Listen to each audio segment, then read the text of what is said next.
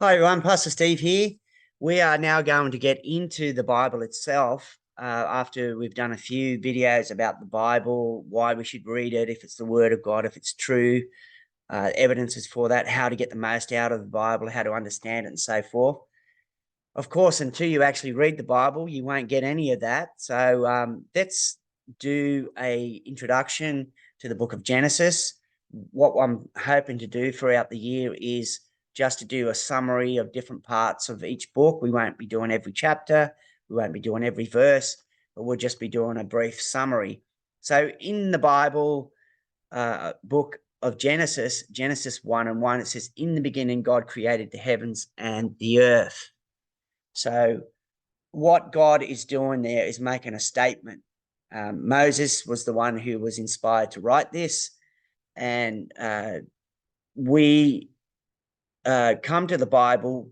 It's not God is not trying to prove that He exists. He is making the statement that He made the world, created all things. There's evidence for that, which we're not going to go into today. Of course, we have to take it by faith as well. We weren't there when God created the world, but we can see the evidence in the world around us. But what Genesis chapter 1 and Genesis chapter 2 are doing, they give us a brief outline of how God created the world. It doesn't go into a lot of scientific jargon, but what is there fits in with the science that we know. But what can we learn from Genesis chapter 1 and 2? We can learn that God is the creator of all things. That's the basic beginnings, that he created the world in 6 days and that he rested on the seventh.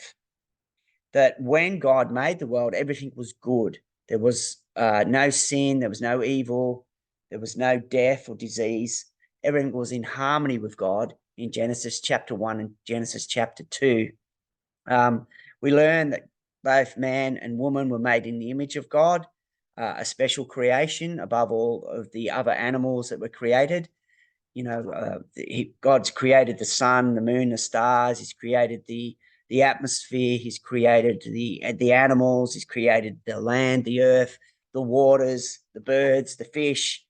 But he finishes it off in day 6, where he's the pinnacle of creation is mankind, and that's one of the things that, if you can grasp that we are the highest creation that God has made, because we are the only part of creation where it says that God made us in his image.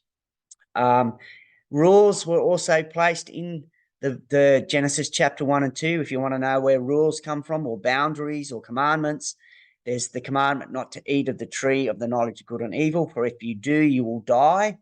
And we know that later on that they broke that commandment, but that's for another video.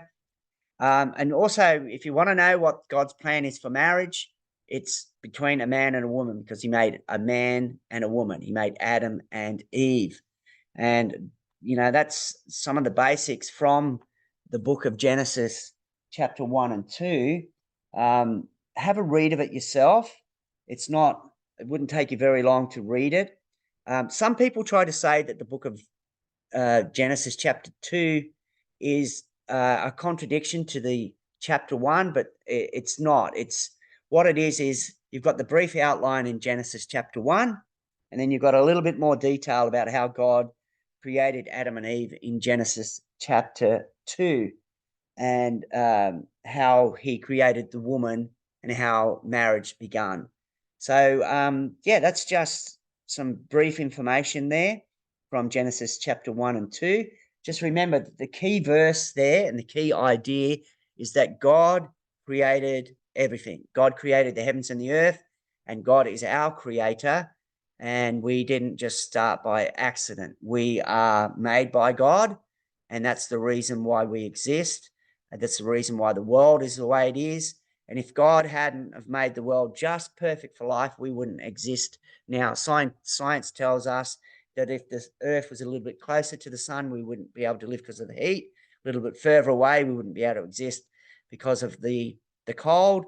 We need water and air and all these things to survive. And God has made this world just perfect for life. And there's much evidence that there is a God that exists. And with that, I'm just going to say goodbye and God bless, and have a deep dive into Genesis chapter 1 and 2 yourself, and begin studying the word for yourself and see how God will begin to reveal himself to you. God bless.